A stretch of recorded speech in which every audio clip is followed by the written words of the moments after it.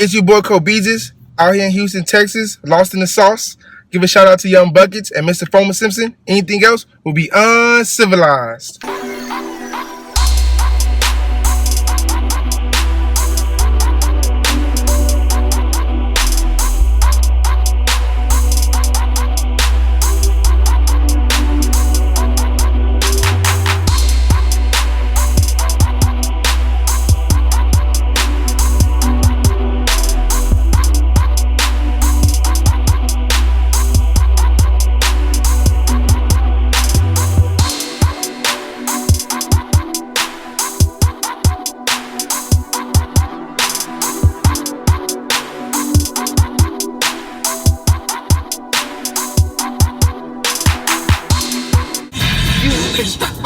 A smooth criminal.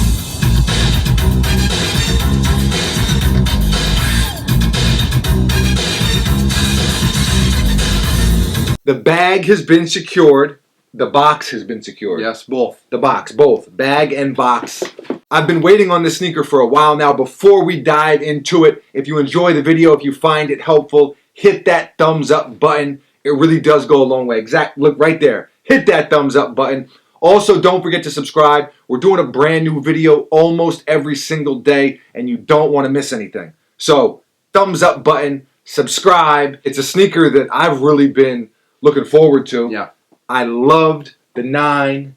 This was one of my favorite sneakers to play ball in. A lot of you know that already. And then the 9 Elite was right up there as well. Yep. Two phenomenal sneakers. But right now we are going to talk about the 10. It just released today. We'll put a link in the description for anyone who wants to grab a pair.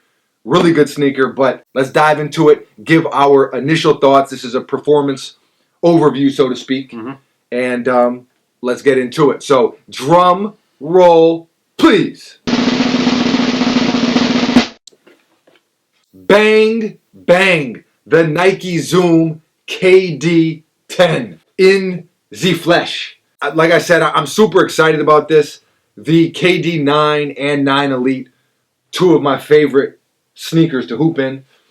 I think that the KD line has become the best Nike signature line on court, and I think that it was at one point the worst signature line as far as performance goes and as far as actually hooping in them. This is, I've heard a lot of people talking about it, and rightfully so. It's just like the KD9. It's just like the KD9 Elite.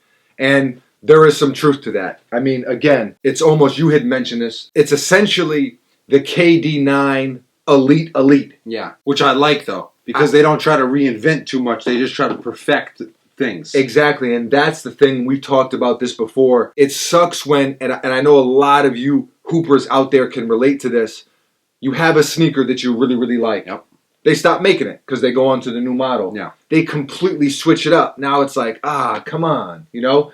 I loved the LeBron 10. The next year, it was a completely different setup. Yeah. And it was just like, it wasn't even that it was a bad sneaker. It was a step back. It was different. It was like, you know, why not?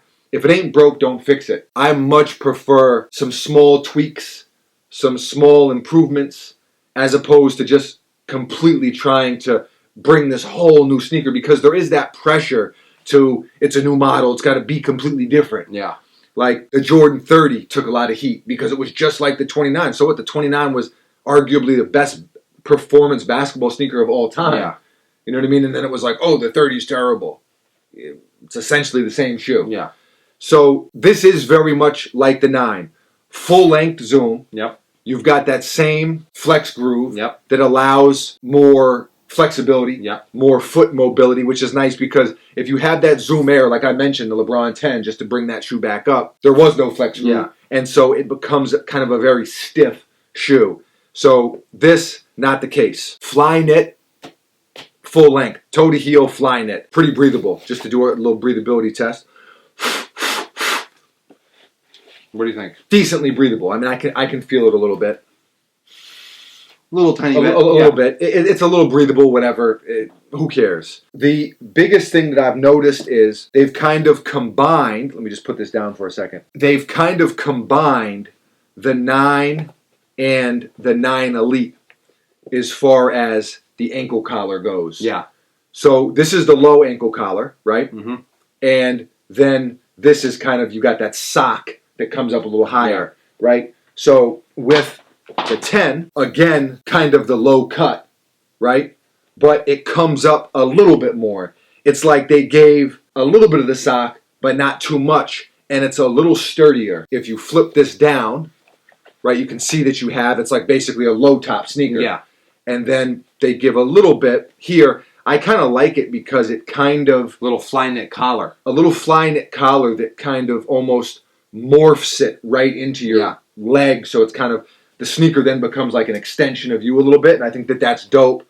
And I think that performance-wise, it's a good look. Yeah, that's always a good look performance-wise. Absolutely. And another thing that they've done is, so here you just have, you know, a lacing setup that we've seen a lot of, right? And then on the Elite, they gave us this kind of suspension bridge, architectural lacing setup, which was good. Yeah. They've tried to improve it. Whether it's improved or not, I don't know, but I do think it'll be pretty good. They've made the laces thicker, and instead of the suspension thing, they've just gone all the way across the sneaker with it. I like it because normal laces are right up here, right?